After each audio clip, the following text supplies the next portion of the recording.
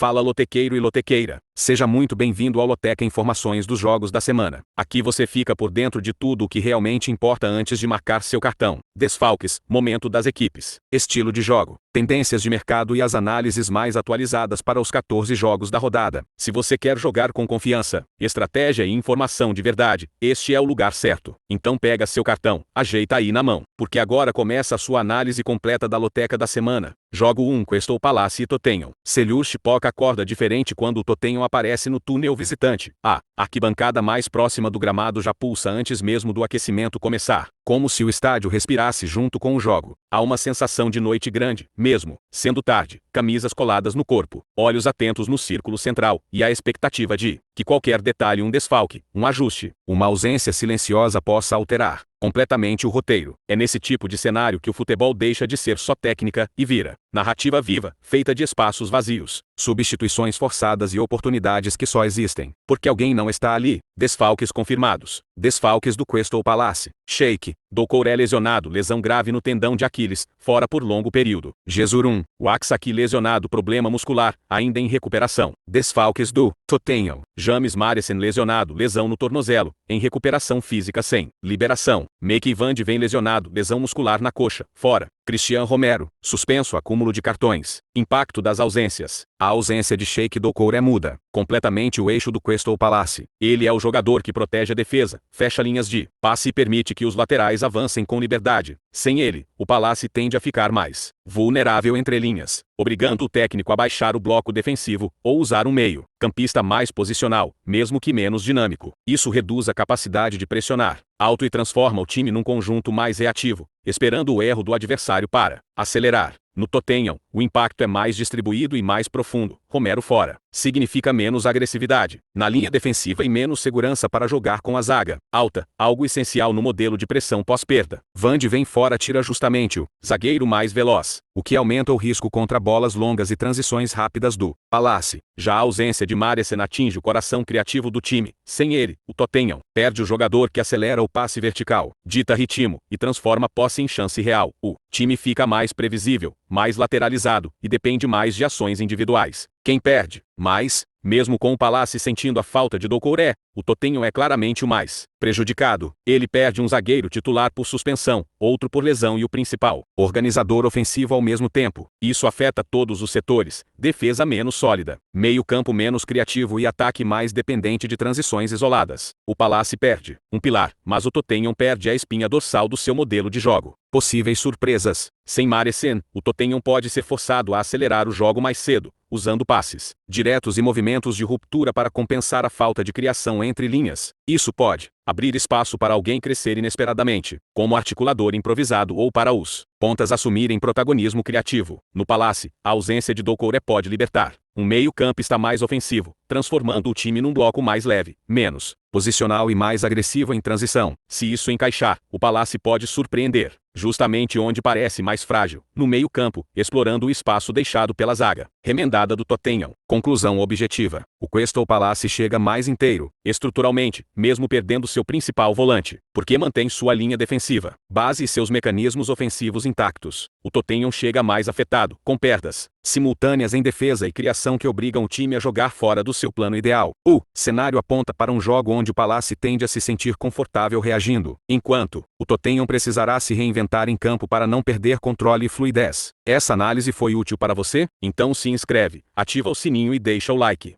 Jogo 2, Arsenal e Brighton. O Emirates começa a encher ainda com a luz clara da tarde, mas a atmosfera já carrega aquele peso elétrico de jogo que vale mais do que 3 pontos. Há um silêncio tenso entre os cantos da torcida, como se todos soubessem que cada ausência hoje é uma história paralela, que corre junto com a bola. O Arsenal pisa no gramado tentando manter o ritmo de um time que se construiu na regularidade, enquanto o Brighton chega como quem gosta de desmontar certezas, mexendo em estruturas e explorando frestas. E são justamente essas frestas abertas por lesões, suspensões e recuperações incompletas que começam a desenhar o jogo antes mesmo do apito inicial. Desfalques confirmados. Desfalques do Arsenal. Jurrien Temple lesionado. Recuperação física prolongada após cirurgia no joelho. Sem liberação. Thomas Partey lesionado. Problema muscular recorrente. Fora. Desfalques do Brighton. Solly Mott lesionado. Lesão no joelho. Em recuperação sem liberação. Pervis. Estupiñán em dúvida. Desconforto muscular recente. Monitorado. Impacto das ausências. A ausência de Temple priva o Arsenal de uma peça híbrida, capaz de ser lateral, zagueiro e meio-campista na mesma sequência de jogo. Sem ele, o time perde uma engrenagem que facilitava a saída de três, dava superioridade numérica no meio e permitia pressionar mais alto com segurança. Isso torna a construção um pouco mais previsível e força os laterais a assumirem papéis mais lineares. Thomas Partey fora mexe diretamente na sustentação do meio. Ele é quem permite que o Arsenal jogue com os interiores mais soltos, porque fecha o corredor central e controla transições. Sem ele, o time tende a proteger mais a zona à frente da zaga, diminuindo a agressividade na pressão pós-perda e dando ao adversário mais tempo para respirar com a bola. No Brighton, a ausência de Solly Mott tira profundidade e desequilíbrio pela direita. Ele é o jogador que estica a defesa adversária, abre espaço para infiltrações internas e oferece uma válvula de escape constante. Sem ele, o Brighton fica mais concentrado pelo centro e mais dependente de combinações curtas, o que pode facilitar a compactação defensiva do Arsenal. Estupiñán em dúvida afeta a agressividade pelo lado esquerdo. Se não atuar, o Brighton perde um lateral que não só apoia, mas empurra o time para frente, criando superioridade no corredor e obrigando o adversário a defender mais baixo. Quem perde mais? Apesar de o Brighton perder profundidade, o Arsenal é mais prejudicado estruturalmente. As ausências de Temple e Partey atingem o esqueleto do modelo de jogo, construção desde trás, ocupação do meio e proteção defensiva. O Brighton perde peças importantes, mas mantém sua lógica coletiva mais intacta.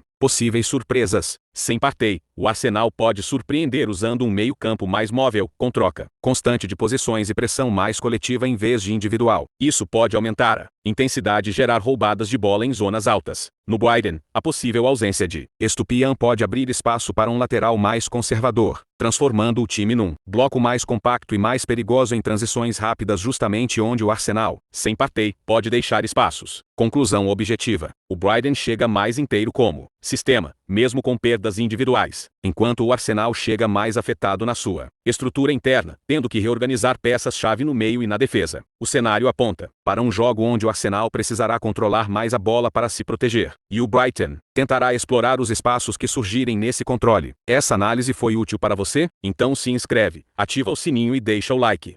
Jogo 3, Brentford e Bournemouth. O vento frio atravessa o oeste de Londres e faz as bandeiras no G-Tech Community Stadium estalarem antes mesmo do aquecimento terminar. O Brentford entra em campo com aquele ar de time que se construiu na insistência, na repetição dos movimentos, no entendimento quase mecânico entre seus jogadores. O Bournemouth chega como quem gosta de quebrar esse tipo de lógica, mais leve, mais móvel, mais disposto a transformar qualquer héroe em transição. É um jogo que nasce do contraste estrutura contra fluidez e que já começa marcado pelas ausências que moldam o que cada equipe pode ou não pode ser dentro de campo. Desfalques confirmados. Desfalques do Brentford. Rico Henry lesionado, lesão grave no joelho, em recuperação prolongada. El Henrique lesionado, problema muscular recorrente, fora. Desfalques do Bournemouth. Talon Adams lesionado, problema muscular em recuperação sem liberação. Ryan Fredericks lesionado, lesão no tendão, fora. Impacto das ausências. A ausência de Rico Henry pesa muito no lado esquerdo do Brentford. Ele é o lateral que sustenta o equilíbrio entre defender e atacar, empurrando o time para frente sem expor a linha defensiva. Sem ele, o Brentford perde profundidade e passa a atacar de forma mais previsível, concentrando o jogo por dentro ou forçando o lado oposto. El Henrique fora agrava ainda mais esse problema estrutural, porque tira a possibilidade de alternância entre os lados. O time perde simetria, perde variação e fica mais dependente de bolas longas e jogadas diretas, reduzindo a capacidade de desmontar defesas organizadas. No Bournemouth, Talon Adams fora atinge o coração da transição defensiva. Ele é o jogador que fecha espaços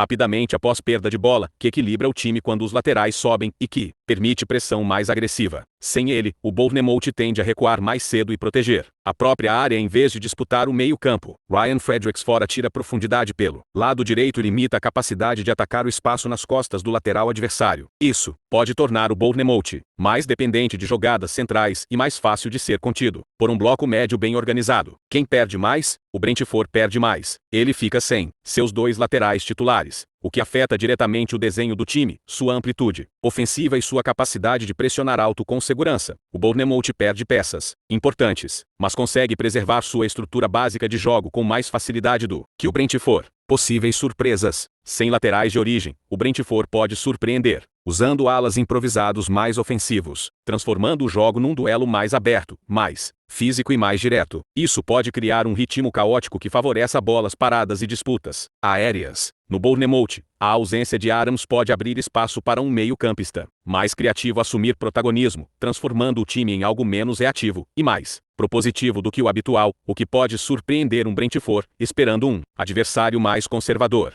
Conclusão objetiva. O Bournemouth chega mais inteiro como sistema, mesmo com ausências pontuais, enquanto o Brentford chega mais estruturalmente afetado, especialmente nos corredores laterais. O cenário aponta para um jogo onde o Brentford terá mais dificuldade para controlar os espaços, e o Bournemouth pode explorar justamente essas brechas para ganhar vantagem territorial e emocional. Essa análise foi útil para você? Então se inscreve, ativa o sininho e deixa o like.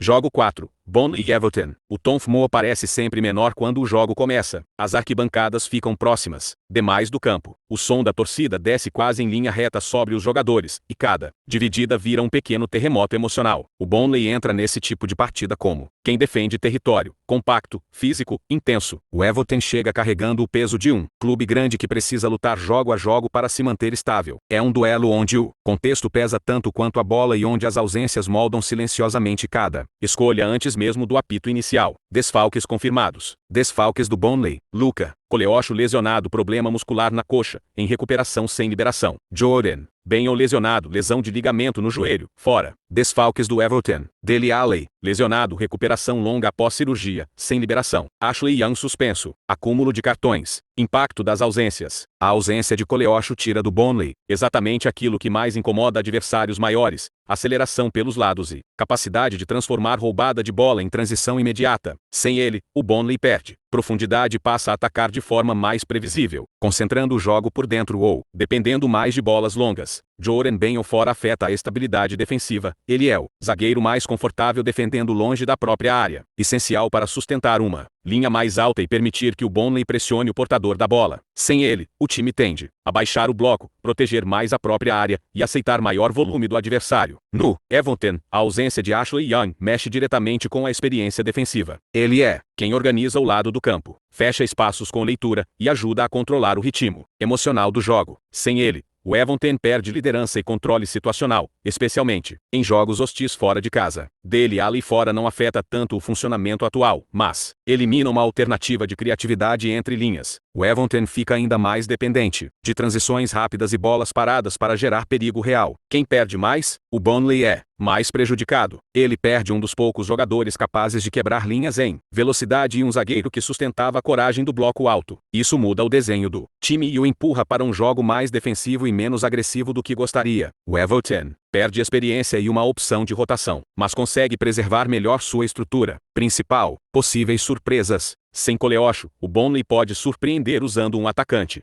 mais centralizado, transformando o jogo num duelo mais direto, de segunda bola e disputa aérea, algo que pode desconfortar um Everton que prefere jogo mais controlado. No Everton, a ausência de Young pode abrir espaço para um lateral mais ofensivo, tornando o time menos conservador do que o habitual fora de casa, e criando um cenário mais aberto do que se espera desse tipo de confronto. Conclusão objetiva. O Everton chega mais inteiro como sistema, enquanto o Burnley chega mais afetado estruturalmente, especialmente na capacidade de transição e sustentação defensiva. O cenário aponta para um jogo onde o Burnley terá que sobreviver mais do que impor, e o Everton pode encontrar espaços, justamente quando o Burnley baixar suas linhas. Essa análise foi útil para você? Então se inscreve, ativa o sininho e deixa o like.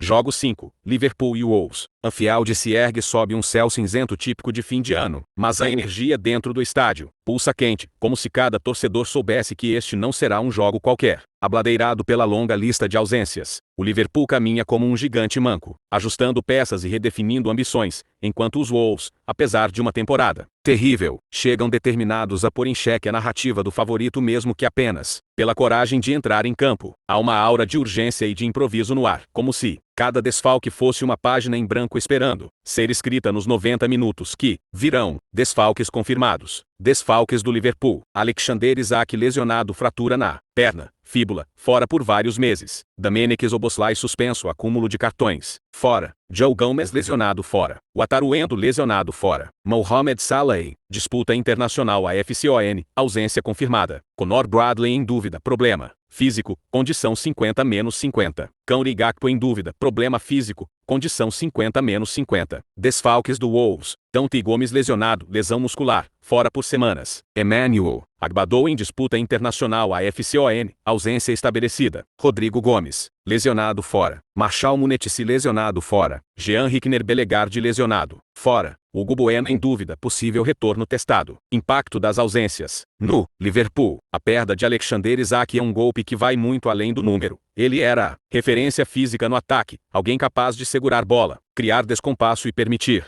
variações no plano ofensivo. Sem ele, o time perde presença de área e força nos segundos lances. A suspensão de Dominic Szoboszlai retira criatividade e capacidade de progressão vertical no meio, tornando a construção menos fluida. As lesões de Joe Gomez e Wataru cortam camadas importantes de organização defensiva e equilíbrio no meio-campo. Endo, em especial, era peça-chave na recuperação e na ligação entre setores. Sua ausência obriga o técnico a reorganizar a estrutura do meio e a depender mais do ritmo e intensidade de outros jogadores. As dúvidas sobre Bradley e Gakpo complicam ainda mais, porque se ambos não alcançarem condições ideais, o Liverpool será obrigado a montar um 11 significativamente diferente do plano inicial, ajustando laterais e ofensivos para preencher lacunas que normalmente não estão em seus papéis principais. Do lado do Wolves, as ausências de Dante Gomes, Agbadou, Rodrigo Gomes, Munetsi e Bellegarde esvaziam não apenas a defesa, especialmente em cobertura e transições, mas também tiram profundidade e coesão no meio. O conjunto fica mais exposto a erros em cobertura e menos capaz de sustentar pressão, empurrando o time a adotar um bloco ainda mais recuado e reativo. A condição de Hugo Bueno em dúvida adiciona incerteza tática. Se ele não estiver disponível, o Wolves perde a opção de reforçar laterais contra um ataque adversário já fragilizado, limitando ainda mais as armas do treinador. Quem perde mais? Comparativamente, o Liverpool é quem mais sofre com o acúmulo de desfalques. A combinação entre uma referência de ataque fora por longo prazo, a suspensão de um dos principais criadores, e várias ausências no meio e na defesa, transforma o que normalmente seria um duelo de força em uma prova de adaptação. O Liverpool tem mais nomes importantes indisponíveis em posição-chave, e menor margem de substituição de igual impacto. O Wolves, por outro lado, já vem de uma temporada muito difícil e normalizou um elenco fragilizado. Suas ausências, embora numerosas, não alteram tanto a estrutura coletiva. Num cenário em que o time já ajustou expectativas e estilo para lidar com limitações, possíveis surpresas. Sem Isak e Szoboszlai, o Liverpool pode surpreender ao transformar o Ekitike e Florian Wirtz em protagonistas não apenas técnicos, mas narrativos. Ekitike pode ganhar protagonismo como homem-alvo e referência ofensiva, e Wirtz pode ser impulsionado a criar movimentos que não seriam a primeira opção em condições normais. No Wolves, a ausência de Gomes e Agbadou pode obrigar o técnico a adotar um sistema ainda mais compacto e reativo, mas isso pode gerar conquistas inesperadas em transição. Em uma partida em que o Liverpool está fragilizado, a aplicação tática defensiva do Wolves mesmo sem nomes pode surpreender se o time conseguir agressividade nos bloqueios e eficiência nas recuperações em zonas altas. Conclusão objetiva. O Liverpool chega mais prejudicado pela quantidade e pela importância dos desfalques, especialmente em posições que impactam diretamente a criação e finalização. O Wolves, embora também debilitado, tem uma estrutura coletiva menos dependente de peças únicas e já assimilou sua atual condição ao longo da temporada. O cenário cria uma tendência favorável ao Liverpool ainda dominar a posse e o plano de jogo, mas com um nível maior de improvisação e fragilidade do que normalmente se espera, enquanto o Wolves pode explorar transições rápidas e erros de leitura. Essa análise foi útil para você? Então se inscreve, ativa o sininho e deixa o like.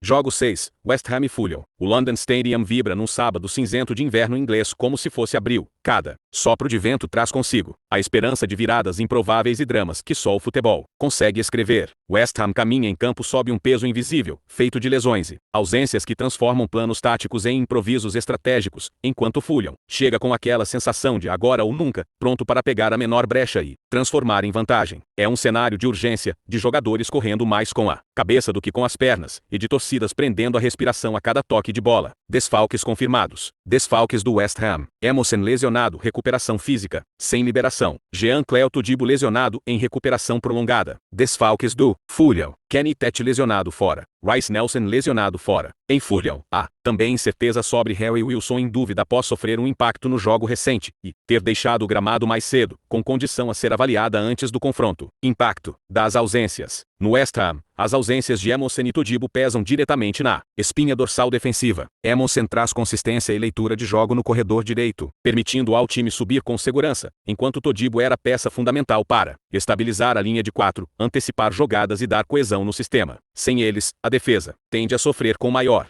exposição nas costas dos laterais e mais vulnerabilidade em bolas longas e transições adversárias. No Fulham, sem Kenny Tete e Rice Nelson, o ataque e a amplitude pelas laterais ficam claramente mais limitados. Tete costuma criar desequilíbrios com sua verticalidade, e Nelson é importante para ligar meio-campo com os atacantes, ativando combinações rápidas e infiltrando-se nas costas dos marcadores. A dúvida em torno de Harry Wilson adiciona ainda mais incerteza, pois ele tem sido peça de fluidez ofensiva. Um ponto de dúvida pode reduzir a capacidade criativa do time. Quem perde mais? A comparação direta revela que o West Ham está mais prejudicado estruturalmente. A equipe perde pilares na organização de sua linha defensiva, o que tende a mexer com a confiança coletiva e exigir ajustes táticos que não estavam no plano original, especialmente em uma fase da temporada em que estabilidade e rotina são preciosas. O Fulham, embora também sofra ausências, mantém mais do seu núcleo ofensivo e meio-campo, permitindo maior continuidade de ideias mesmo sem dois titulares. Possíveis surpresas. Com a defesa do West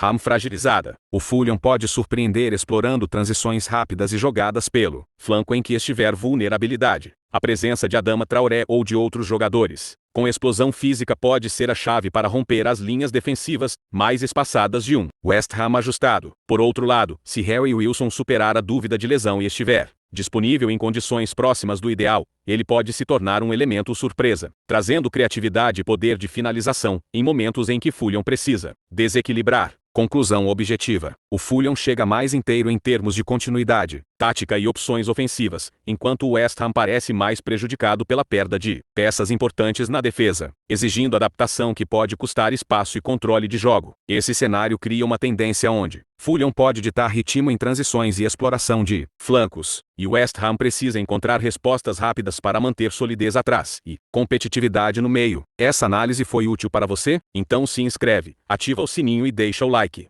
Jogo 7. Torino e Cagliari. A noite de inverno em Turim carrega aquele tipo de silêncio tenso que antecede partidas decisivas de Série A. Relva úmida sob luzes fortes. Torcedores ainda chegando, respirando a expectativa de um confronto que pode dizer muito sobre o que vem pela frente. Torino e Cagliari entram em campo com histórias de temporadas irregulares, cada um tentando sair da mediocridade que o coloca na metade inferior da tabela, mas é o peso das ausências que começa a desenhar o que veremos nos 90 minutos. Ausências que não apenas retiram nomes da lista, mas esculpem possibilidades táticas. Definem quem terá mais trabalho para manter a forma e quem poderá surfar na onda das lacunas deixadas pelo adversário. Desfalques confirmados. Desfalques do Torino. Zano Sava lesionado, cirurgia no joelho, fora por longo período. Adrien Tameze lesionado, lesão na coxa, em recuperação física, sem liberação. Ivan Eli lesionado, problema físico, fora. Gonçalo Semian lesionado, muscular, fora. Desfalques do Cagliari. Andrea Belotti lesionado, lesão no ligamento cruzado, ausência prolongada. Mattia Felici lesionado, lesão no ligamento, fora por longo período. Zé Pedro lesionado, cirurgia no menisco, fora. Michael Foloruncho lesionado, entorse no joelho, em recuperação sem liberação. Informações de ausência baseadas em atualizações médicas confiáveis e relatórios de elenco, divulgados no período recente antes do jogo. Alguns nomes podem refletir lesões de longa duração, ou períodos estendidos de recuperação. Impacto das ausências. No Torino, a falta de Zano Sava e Adrien Tameze altera significativamente a estabilidade do meio-campo. Tameze é peça importante na cobertura defensiva e nas transições, e sua ausência força o treinador a reduzir a capacidade de segurar o meio com pressão e recuperação de bola. Ivan ele fora diminui as opções criativas no setor central, deixando o time um pouco mais previsível e possivelmente mais lento nas mudanças de ritmo. Gonçalo Semian, normalmente usado como opção física e direta no ataque ou em segundas fases, também deixa um vácuo de presença na área adversária. Do lado de Cagliari, a ausência de Andrea Belotti, um veterano atacante com capacidade de segurar bola e atuar como referência central, é uma perda enorme no plano ofensivo. Ele era quem transformava bolas paradas e segundas jogadas em oportunidades concretas, e sem ele a equipe perde presença na área e poder de finalização sob pressão. Matia Felici e Zé Pedro também retiram dinamismo e amplitude, reduzindo a criação e forçando o time a depender de combinações mais centrais e menos diretas. A falta de Michael Foloruncho diminui ainda mais a presença física e a consistência no meio, exigindo ajustes que podem deixar o sistema mais lento a recuperar a bola. Quem perde mais? Comparando diretamente os impactos, o Cagliari parece mais prejudicado pela ausência de suas principais referências ofensivas. Enquanto o Torino perde profundidade e algumas opções táticas, o Cagliari fica sem um dos pilares de sua criação e finalização, um fator que raramente se recupera com simples ajustes de formação. A combinação de perdas no miolo de ataque e na frente reduz a capacidade do time de construir jogadas de perigo, especialmente fora de casa. O Torino, por sua vez, ainda tem remanescentes capazes de manter um bloco competitivo e ajustar a rotação com jogadores semelhantes em função, apesar da menor profundidade. Possíveis surpresas. Com Belotti fora, o Cagliari pode surpreender ao apostar em uma linha de ataque mais móvel e imprevisível, liberando jogadores mais leves para explorar espaços entre as linhas defensivas do Torino. Isso pode funcionar se houver combinação rápida e pacientes triangulações. No Torino, a ausência de peças como Tameze pode forçar um meio-campo menos tradicional, o que pode gerar surpresas se jogadores mais jovens ou ofensivos receberem a chance de ditar ritmo, transformando um plano mais físico em um jogo de passes rápidos e movimentação fluida. Conclusão objetiva: o Cagliari chega mais prejudicado pela perda de referências claras de ataque e pela diminuição de presença física e criatividade. O Torino, apesar de também sentir ausências importantes no meio e no ataque, tem maior capacidade de manter estrutura tática e reorganizar suas opções de elenco. O cenário cria uma tendência onde o Torino, mesmo ajustado, pode impor maior controle territorial e administração de jogo, enquanto o Cagliari precisará redescobrir alternativas ofensivas para ameaçar de forma consistente. Essa análise foi útil para você? Então se inscreve, ativa o sininho e deixa o like. Jogou 8, Chelsea e Aston Villa. O Stamford Bridge se ilumina numa tarde de fim de dezembro como um palco pronto para drama e tensão. Há uma vibração na arquibancada que mistura a esperança dos donos da casa com uma ponta de respeito pela sequência impressionante do Aston Villa, quase uma máquina eficiente que chegou a 10 vitórias consecutivas antes deste duelo. Cada grito da torcida parece querer empurrar o time para cima, como se cada ausência fosse uma motivação extra, um teste de caráter que escolherá quem encara o duelo com coragem e quem sente o peso da pressão. Desfalques confirmados. Desfalques do Chelsea: Wesley Fofana, lesionado, lesão muscular, possível ausência prolongada. Romeo Lavia lesionado, problema muscular, fora. Levi Colwill lesionado, lesão no joelho, fora por longo período. Dario Ezugo lesionado, retorno atrasado, fora. Desfalques do Aston Villa: Tyrone Mings lesionado, lesão muscular na coxa, fora por semanas. Torres lesionado, problema na panturrilha, CAF, em recuperação. Evan Gessan lesionado, contusão, recente ausência em rodada recente. Impacto das ausências. No Chelsea, a perda de Wesley Fofana e Levi Colwill enfraquece significativamente o eixo defensivo. Fofana vinha atuando como âncora da linha de 4, responsável por antecipar lances e fechar espaços entre setores, e sua ausência força ajustes, expondo o time em transições adversárias. A falta de Romeo Lavia retira equilíbrio no meio-campo, sua capacidade de conectar defesa e ataque. Era importante para que os Blues não ficassem reféns de passes laterais ou de isolamento de jogadas. Dario Ezugo, que poderia aparecer como opção jovem para a rotação, segue fora, o que diminui ainda mais as opções e força maior carga de minutos em quem está disponível. Apesar dessas ausências, há um alívio parcial. Cole Pommon está totalmente recuperado e pronto para jogar os 90 minutos. E Leon Delap e Steven Willian também retornaram ao elenco após recuperações físicas, o que dá ao Chelsea alternativas criativas e de ataque que podem contrabalançar parcialmente as fragilidades defensivas enfrentadas pela equipe. ESPN. No Aston Villa, a ausência de Tyrone Mings na defesa reduz a experiência e o poder físico do setor, o que pode complicar o jogo contra atacantes rápidos ou infiltrações por dentro. Torres fora diminui ainda mais a estabilidade defensiva, obrigando o treinador a reforçar a linha com soluções menos previsíveis ou rotacionadas. Evan Gessan também esteve ausente por problemas físicos, o que limita a profundidade ofensiva do Villa, ainda que o time mantém ataques mais estruturados via Morgan Rogers e Ollie Watkins. Quem perde mais? Na comparação direta, o Chelsea parece mais prejudicado estruturalmente, principalmente porque suas ausências estão concentradas em posições essenciais para o equilíbrio tático, meio-campo e defesa. A dependência em retornos como o uso de Delap, Steven e Pommon indica que ainda há uma espécie de reconstrução emergencial em andamento, aproveitando ao máximo quem está disponível para preencher lacunas que normalmente seriam rotacionadas de forma mais planejada. O Aston Villa, embora também fragilizado em setores-chave, mantém maior continuidade no seu sistema coletivo. A estrutura de jogo dele depende menos da presença de um único defensor, e sua fase positiva sugere que o conjunto pode absorver tais ausências de forma mais orgânica. Possíveis surpresas. Com as ausências defensivas do Chelsea, o Aston Villa pode surpreender ao explorar transições rápidas, especialmente se Morgan Rogers encontrar espaço entre zagueiros que estão improvisando posições ou ajustando pela defesa. Por outro lado, o retorno de Cole Pommon em condição total para 90 minutos pode fazer o Chelsea surpreender através de variações ofensivas não convencionais. Ele pode recuar como um meio-campista avançado, para criar combinações rápidas e romper linhas estacionadas, uma jogada que poderia desequilibrar um Villa que tende a explorar o jogo mais direto. Além disso, a presença de Leon Delap oferece ao Chelsea uma referência física à frente que pode gerar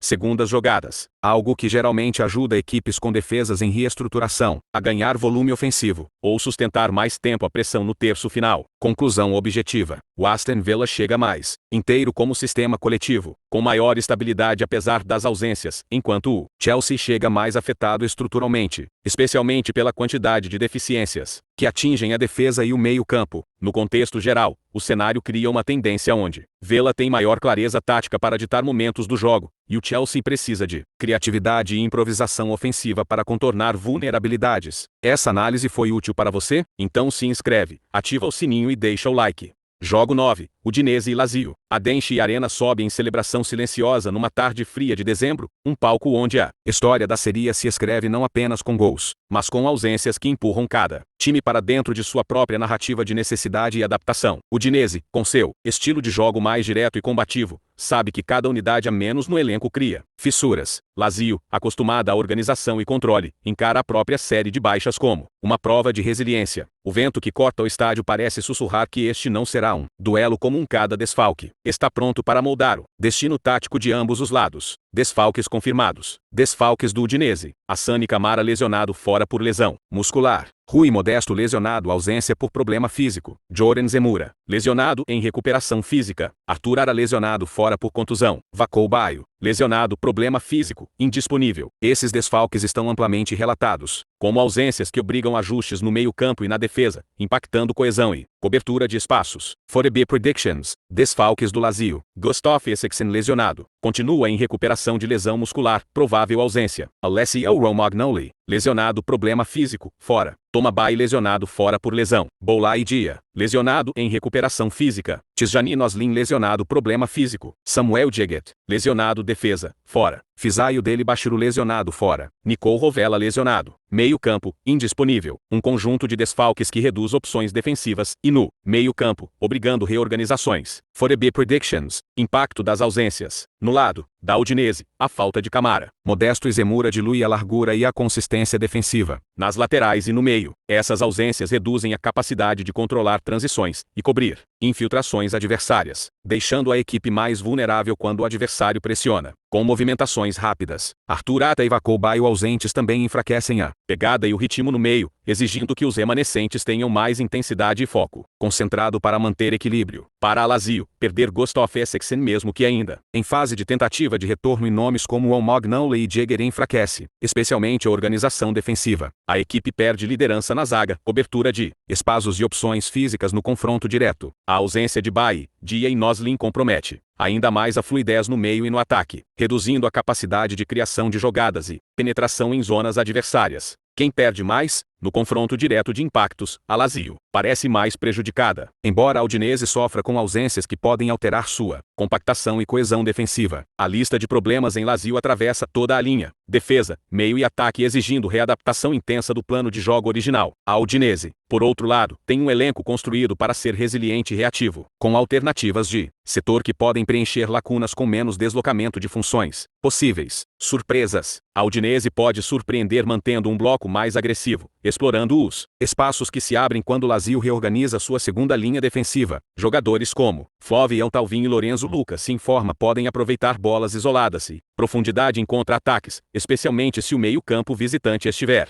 vulnerável por conta de substituições forçadas. Do lado de Lazio, permitir que talentos como Matenha Uzakagni ou Reda Belayani arquem com criatividade pode gerar movimentos inesperados que rompam a pressão adversária, especialmente em transições rápidas. Se a equipe conseguir aproveitar passes verticais e forçar mudanças de direção, pode criar chances mesmo com um elenco reduzido. Conclusão objetiva. A Lazio chega mais prejudicada, por conta da amplitude e importância dos desfalques, principalmente em setores que exigem coesão defensiva constante. A Udinese, apesar de também afetada, mantém maior clareza tática e opções mais adaptáveis, permitindo um plano de jogo menos sujeito à perda abrupta de identidade. Essa combinação cria uma tendência onde a Udinese pode buscar aproveitar desorganizações pontuais do adversário, enquanto a Lazio precisa redescobrir alternativas para manter o controle do meio e a segurança defensiva. Essa análise foi útil para você? Então se inscreve, ativa o sininho e deixa o like.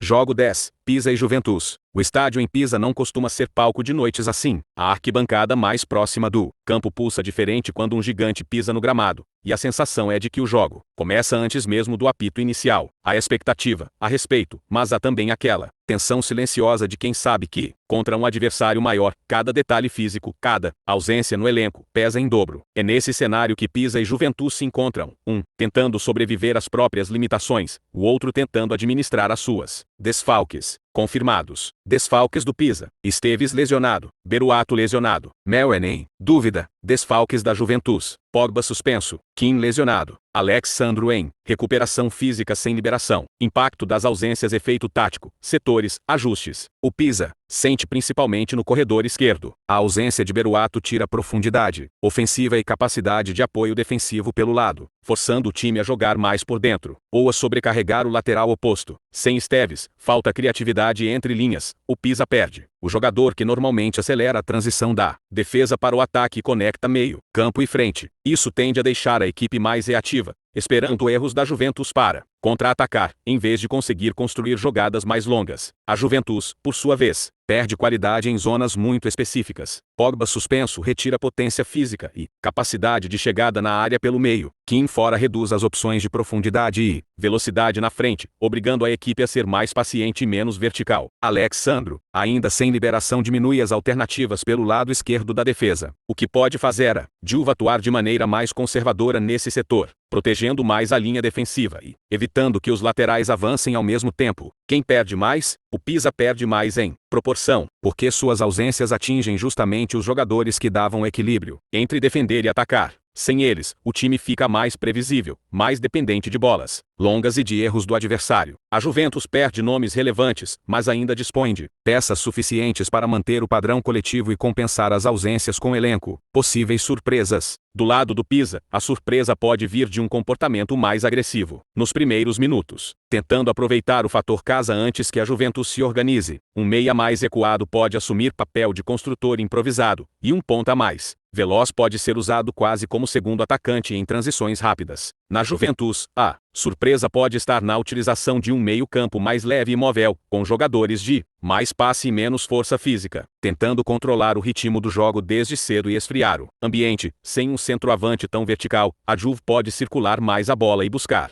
infiltrações tardias dos meias. Conclusão objetiva: o Pisa chega mais fragilizado, estruturalmente, especialmente no lado esquerdo e na criação. A Juventus chega mais inteira, como conjunto, mesmo sem algumas peças importantes, e tende a controlar mais o jogo. Justamente por isso, a tendência criada é de uma partida em que o Pisa luta para se manter competitivo e a Juventus tenta administrar, com paciência, a diferença técnica e física ao longo dos 90 minutos. Essa análise foi útil para você? Então se inscreve, ativa o sininho e deixa o like. Jogo 11, Nigéria e Tunísia. O Complexo Sportif de Fez vibra sob o sol do deserto marroquino, onde o ar quente parece intensificar cada suspiro da torcida antes do apito inicial. Nigéria e Tunísia entram neste confronto decisivo da fase de grupos da Africa Cup of Nations sabendo que cada ausência pode ser o estopim que define uma sequência de ataque ou uma desorganização defensiva. É um duelo de história e paixão africana, mas também uma competição de ajustes. Quem souber lidar melhor com as lacunas deixadas por lesões, suspensões ou escolhas técnicas terá meio jogo ganho antes de o árbitro soprar o apito. Desfalques confirmados. Desfalques da Nigéria: Benjamin Fredericks lesionado, ausência por lesão, fora do torneio. Ola Aina, lesionado, fora. William Troost-Ekong retirado, aposentadoria internacional recém-anunciada. Stanley Nwabali em dúvida, luta com problemas no tornozelo e na mão, condição incerta. Desfalques da Tunísia: não há relatos amplamente confirmados de desfalques oficiais para este jogo até o momento. Informação não oficial também não indica lesões ou ausências significativas entre os nomes de destaque da equipe. O elenco de Tunísia para a fase de grupos parece estar completo e disponível para o confronto. Impacto das ausências: do lado da Nigéria, a falta de Benjamin Fredericks e Ola Aina fragiliza estabilidade defensiva. Fredericks costuma ser um pilar no centro da defesa, alguém que organiza a linha e dá confiança na cobertura dos avanços adversários, e sua ausência força o técnico a reposicionar zagueiros menos experientes ou alternativos. Já Aina, habitual lateral, com boa leitura de jogo, traz versatilidade defensiva e ofensiva. Sem ele, a Nigéria perde um elemento importante nas transições rápidas e na sustentação de largura. A aposentadoria recente de William Troost-Ekong, capitão e símbolo de liderança, adiciona ainda mais peso à reorganização tática nigeriana. Sua ausência inevitavelmente diminui a experiência, voz de comando e solidez na linha de trás, especialmente em momentos de pressão elevada. A situação de Stanley Nwabali como dúvida amplia o problema. Se não estiver a 100%, isso pode afetar a confiança do sistema defensivo, especialmente em bolas paradas e decisões entre os postes, onde a experiência de um goleiro estabelecido costuma ser decisiva. Na Tunísia, a aparente ausência de desfalques confirma um quadro de maior continuidade. A equipe mostrou coerência no primeiro jogo do grupo, controlando o meio-campo e convertendo chances com eficiência, o que sugere que a manutenção do mesmo elenco pode favorecer a leitura tática e a fluidez coletiva. Quem perde mais? Comparativamente, a Nigéria é claramente quem mais perde com ausências e incertezas. A combinação de lesões, aposentadoria e dúvidas num setor tão sensível, a defesa e o sistema de proteção do gol, cria uma lacuna estrutural que afeta a capacidade de manter o bloco compacto, sair com segurança e responder a transições rápidas. Por outro lado, a Tunísia aparenta chegar mais inteira, sem desfalques oficiais significativos, o que promove maior estabilidade entre setores e menos necessidade de ajustes emergenciais. Possíveis surpresas: com as ausências na Nigéria, existe a possibilidade de jogadores menos experientes assumirem papéis de maior responsabilidade, especialmente nas zonas defensivas e na cobertura dos laterais. Isso pode gerar surpresas em transições rápidas, onde um adversário menos reconhecido pode se tornar protagonista por instante, algo que equipes bem estruturadas, como a Tunísia, podem explorar com triangulações e trocas de posição. Do lado tunisiano, a continuidade do elenco pode permitir orgânica pressão coordenada entre linhas, forçando a Nigéria a retroceder e, potencialmente, cometer erros na saída de bola. Se a Tunísia conseguir controlar o ritmo e manter posse no meio, poderá transformar a falta de coesão defensiva nigeriana em chances claras de gol. Conclusão objetiva: a Tunísia chega mais inteira e consistente para este confronto, beneficiando-se da estabilidade de elenco e da ausência de desfalques significativos. A Nigéria, embora tecnicamente forte, chega mais prejudicada por lacunas defensivas, aposentadorias e incertezas médicas que obrigam ajustes forçados. A tendência é de que a Tunísia consiga impor sua estrutura coletiva e tornar o jogo mais tático e menos aberto, enquanto a Nigéria terá de lidar com reorganizações que podem comprometer a fluidez defensiva e a confiança do conjunto. Essa análise foi útil para você? Então se inscreve, ativa o sininho e deixa o like. Jogo 12, Milan e Verona. O San Siro se ergue sob as luzes claras do fim de ano, transformando cada centímetro da relva em promessa e pressão. Para o Milan, jogar em casa contra o Verona é quase sempre um rito de afirmação em Série A. E a torcida sente antes do apito que este duelo pode reafirmar ambições depois de uma fase recente de variações de forma. Do outro lado, o Verona caminha pela estrada estreita da sobrevivência na elite, acumulando dificuldades que parecem amplificadas quando pisam no território de um gigante. E, em jogos assim, as ausências mais do que nomes moldam rotas táticas e consequências. Desfalques confirmados. Desfalques do Milan: Matenhão Gabia lesionado, hiperextensão do joelho, fora. Desfalques do Verona: informações baseadas em registro de lesões e suspensões, amplamente relatadas. Thomas Suslov lesionado, lesão no ligamento do joelho, fora nesta fase. Jean Daniel Akpakpro lesionado, problema muscular, indisponível. Domagoj Bradari lesionado, lesão nos ligamentos do tornozelo, indisponível. Morten Fries suspenso, suspensão por cartões. Impacto das ausências. Para o Milan, a ausência de Matenhão Gabia corta uma opção de profundidade na linha defensiva, embora não seja sempre titular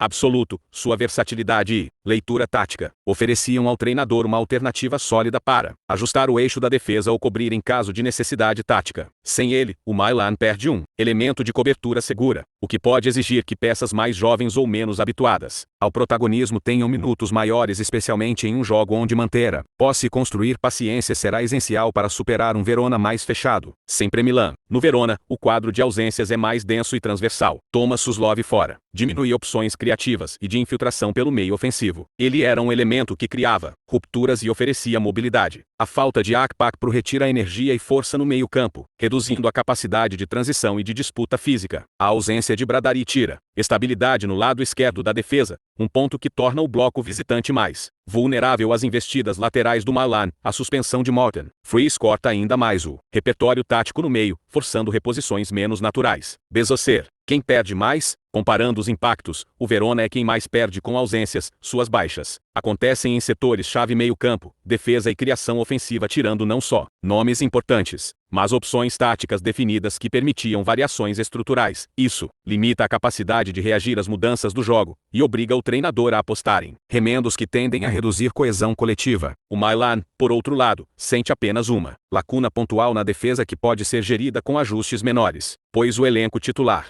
mantém seus principais nomes disponíveis e, conforme últimas atualizações, já conta com o retorno de peças importantes em treino coletivo, como Rafael Leão, o que pode compensar outras fragilidades do elenco. Sempre Milan. Possíveis surpresas. Com o Verona fragilizado em sua linha defensiva e de meio, pode surgir uma surpresa se o Milan optar por um bloqueio mais compacto e transições curtas em vez de simplesmente sobrecarregar as laterais. O retorno de Leão ao grupo de treino indica que sua presença pode acelerar a circulação e criar desequilíbrios com combinações rápidas entre linhas. No Verona, apesar das ausências, jogadores remanescentes com ritmo, sobretudo nos contra-ataques, podem surpreender. Se o Milan se expuser demais ao buscar protagonismo ofensivo, jogadores com mobilidade podem gerar rupturas inesperadas e inversões rápidas que peguem a defesa rossonera, ainda reorganizando linhas. Conclusão objetiva: o Milan chega mais inteiro e com maior clareza tática, conseguindo gerenciar sua ausência pontual na defesa sem comprometer a estrutura ofensiva, especialmente com o possível retorno de figuras de destaque. O Verona chega mais prejudicado, com múltiplas ausências que reduzem repertório em diferentes setores e obrigam ajustes defensivos que provavelmente diminuirão sua fluidez coletiva. A tendência criada é que o Milan dite maior parte do jogo com controle e paciência, enquanto o Verona buscará encontrar brechas em transições rápidas, como única porta de ataque eficiente. Essa análise foi útil para você? Então se inscreve, ativa o sininho e deixa o like. Jogo 13, Sunderland e Leeds. O Stadium of Light amanhece em modo de combustão lenta, arquibancadas que respiram, expectativa, um vento frio que atravessa o gramado como se anunciasse um jogo de choque e intensidade, e dois clubes que carregam peso histórico e urgência competitiva. Sunderland e Leeds não entram em campo apenas por 3 pontos, entram para medir força emocional, consistência tática e profundidade de elenco. E é exatamente aí, nos bastidores invisíveis do time titular, que as ausências começam a redesenhar o jogo antes mesmo do apito inicial. Desfalques confirmados. Desfalques do Sunderland com base em registros recentes, amplamente reportados. Corey Evans lesionado, problema crônico no joelho, fora por longo período. Agialese lesionado, lesão muscular recorrente, sem liberação. Jay Matete, lesionado, problema muscular, fora. Desfalques do Leeds United com base em registros recentes amplamente reportados. Pascal Struijk lesionado, lesão muscular, sem liberação. Stuart Dallas, recuperação física sem liberação, retorno gradual após longa lesão. Wilfried Guinan tem dúvida, problema físico recente, status indefinido. Alguns nomes podem estar em status de dúvida ou recuperação, conforme reportagens recentes, e não como confirmação oficial de ausência. Impacto das ausências. No Sunderland, a ausência de Corey Evans continua sendo estrutural. Ele não é apenas um volante, é o metrônomo defensivo, o jogador que equilibra o time quando as linhas se esticam demais. Sem ele, o Sunderland perde proteção central, perde leitura de jogo defensiva e, sobretudo, perde a capacidade de controlar o ritmo quando é pressionado. A ausência de Agialese fragiliza ainda mais o setor defensivo, reduzindo profundidade de elenco e obrigando o treinador a apostar em composições menos testadas. Jay Matete fora diminui energia e capacidade de pressão no meio-campo, o que impacta diretamente o jogo sem bola. No Leeds, a baixa de Pascal Struijk pesa sobretudo pela perda de estabilidade na primeira fase de construção e na defesa aérea. Ele oferece saída limpa e leitura posicional. Sem ele, o Leeds tende a ser mais direto, menos paciente. Stuart Dallas ainda sem liberação plena significa menos versatilidade, menos capacidade de ajuste durante o jogo. E se Guinan realmente não atuar, o Leeds perde uma peça-chave de aceleração, profundidade e desequilíbrio individual, algo fundamental em jogos fora de casa onde o espaço é mais raro. Quem perde mais? O Sunderland é o mais prejudicado. Suas ausências afetam diretamente o eixo central volante e defesa, justamente os setores que sustentam o jogo quando o adversário pressiona alto e acelera. Circulação. O Sunderland perde capacidade de controle, de proteção defensiva e de transição segura. O Leeds perde peças importantes, mas ainda mantém estrutura, alternativas de elenco e capacidade de substituir sem desmontar completamente seu modelo de jogo. A perda no Sunderland é mais sistêmica, no Leeds, mais funcional. Possíveis surpresas. O Sunderland pode surpreender se transformar essa fragilidade em agressividade, subir linhas, pressionar alto e transformar o jogo em duelo físico, emocional e territorial, onde o peso da torcida e a intensidade podem compensar a falta de controle técnico no meio. O Leeds pode surpreender justamente pelo oposto, um plano mais paciente, menos vertical, usando circulação longa, inversões rápidas e desgaste mental do adversário até encontrar os espaços criados pelo ímpeto do Sunderland. Conclusão objetiva. O Leeds chega mais inteiro, estruturalmente, mesmo com ausências relevantes, mantendo alternativas e estabilidade tática. O Sunderland chega mais prejudicado, especialmente no coração do time, onde normalmente se ganha ou se perde o controle do jogo. A tendência criada é de um Sunderland emocionalmente intenso, tentando compensar na energia o que perde em estrutura, contra um Leeds mais organizado, tentando sobreviver à pressão inicial para assumir o comando do jogo aos poucos. Essa análise foi útil para você? Então se inscreve, ativa o sininho e deixa o like. Jogo 14, Costa do Marfim e Camarões. O estádio em Marrakech vibra sob o calor seco do deserto, mesmo no fim da tarde, enquanto os elefantes de Costa do Marfim, atuais campeões africanos, se preparam para um confronto de peso contra os leões indomáveis de Camarões. O ar está carregado de expectativa. A torcida sente que este duelo no grupo da African Cup of Nations pode definir quem toma a dianteira em uma chave tão equilibrada. Mas em um torneio onde cada seleção chegou com muitos de seus principais nomes, são as ausências forçadas e as presenças incertas que estão pintando o quadro tático, antes mesmo de a bola rolar. Desfalques confirmados. Desfalques da Costa do Marfim. Sebastian Rollo, lesionado, ficou de fora do torneio devido a uma lesão no tendão da coxa, que o impede de recuperar a tempo. Simon Adingra, ausência não oficial, de técnico, não foi convocado para o torneio, impactando opções ofensivas. Nicolas Pepe, ausência não oficial, de técnico, também não está na lista final, reduzindo variações de ataque. Desfalques de Camarões. André Onana não convocado. O experiente goleiro titular ficou de fora da lista para o torneio. Zambo Anguissa, lesionado, alta gravidade na coxa, impedindo participação no torneio. Bryce Ambina, Lesionado, lesão muscular que retirou o jogador da competição. Importante, as ausências de Adingra e Pepe na Costa do Marfim são baseadas em reportagens esportivas sobre a lista final de convocados e refletem escolhas de seleção, não lesões confirmadas como motivos médicos. Afrosportinou.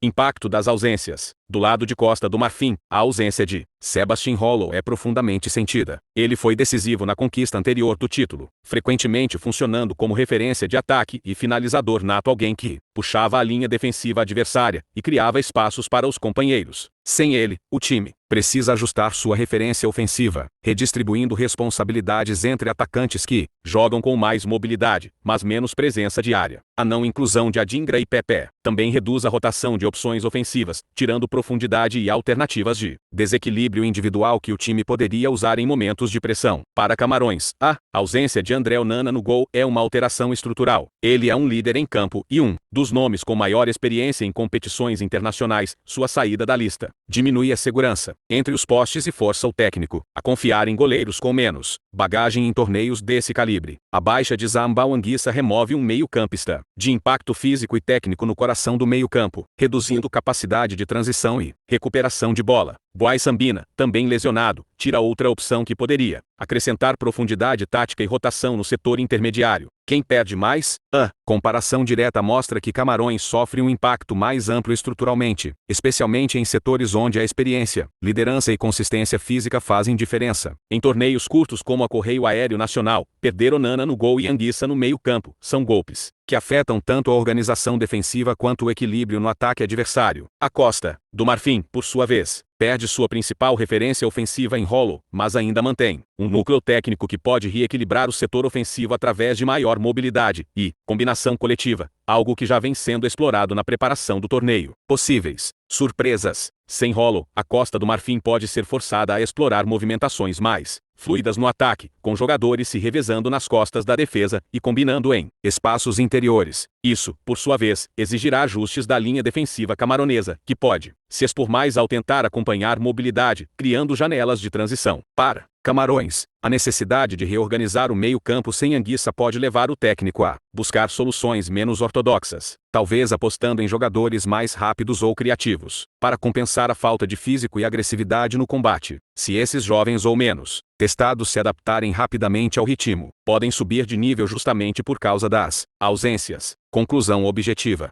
No cenário atual, a Costa do Marfim chega mais inteira no seu plano de jogo coletivo, mesmo sem seu principal atacante. Sua estrutura técnica e opções ofensivas, ainda que reduzidas em referência de área, mantém um padrão claro de construção e finalização. Camarões chega mais prejudicado, com ausências que mexem diretamente com lideranças de setores cruciais, especialmente o gol e a transição no meio-campo. A tendência criada é de que os elefantes imponham maior controle de bola e pressão ofensiva, enquanto os leões indomáveis precisarão confiar em reorganizações táticas e intensidade coletiva para compensar lacunas de experiência e físico. Essa análise foi útil para você? Então se inscreve, ativa o sininho e deixa o like.